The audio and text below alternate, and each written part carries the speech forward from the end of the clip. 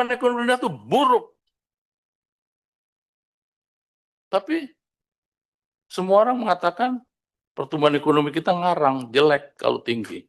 Harusnya kalau jelek, kalau rendah itu jelek. Nah, itulah yang diberikan oleh Pak Miskapun dan kawan-kawan yang ada di depan itu. Pak Misbakun kan yang beri semangat saya. Ekonomi harus tinggi. Kalau tidak tinggi, kita bukan hanya akan ketimpangan makin banyak, tapi middle income trap ada di depan kita. Nah, sekarang kita sudah sepakat bersama Komisi 11, kita ingin pertumbuhan tinggi. Tapi tidak cukup pertumbuhan ekonomi tinggi, kita ingin juga berkualitas.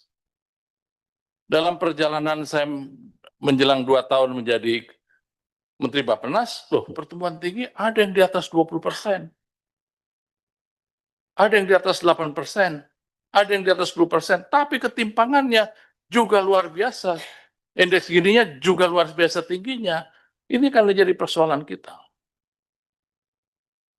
Nah, sekarang Pak Dolfi ingin supaya kita bersama-sama mengawasi.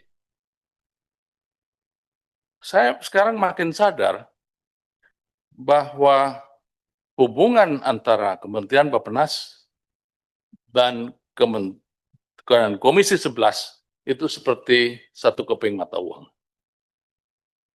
Saya nggak bisa jalan sendiri kalau tidak didukung Bapak, dan saya kira Bapak akan lebih efektif bekerja kalau bersama-sama Menteri Bappenas. Bapak di Komisi Perencanaan dan sekaligus Penganggaran. OJK dari sini.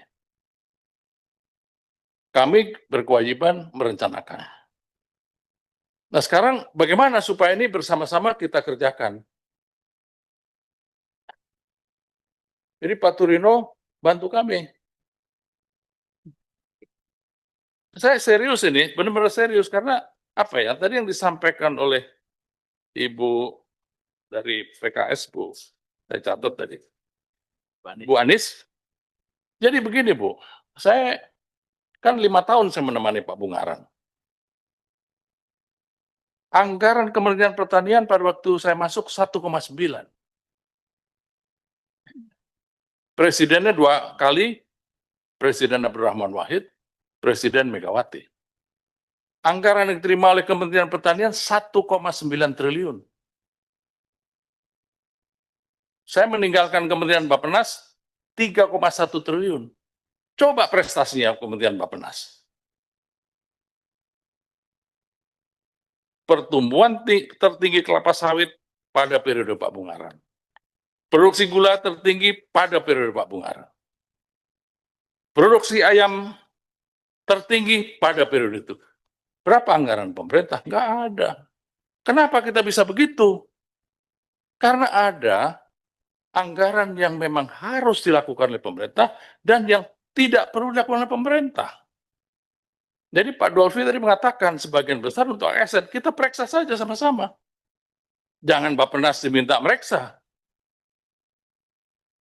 Sebelum kita periksa anggaran kita juga rendah, bagaimana kita mau periksa? Tapi begini Pak, saya terus terang dengan pertemuan malam ini, yang tadi Ibu Muamanah atau yang lain minta pertemuan kalau bisa setahun 3-4 kali, kalau perlu tiap bulan kita rumuskan bersama.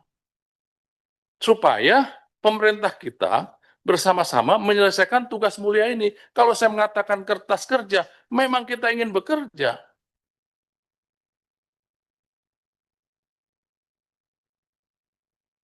Pekerjaan apa ukurannya?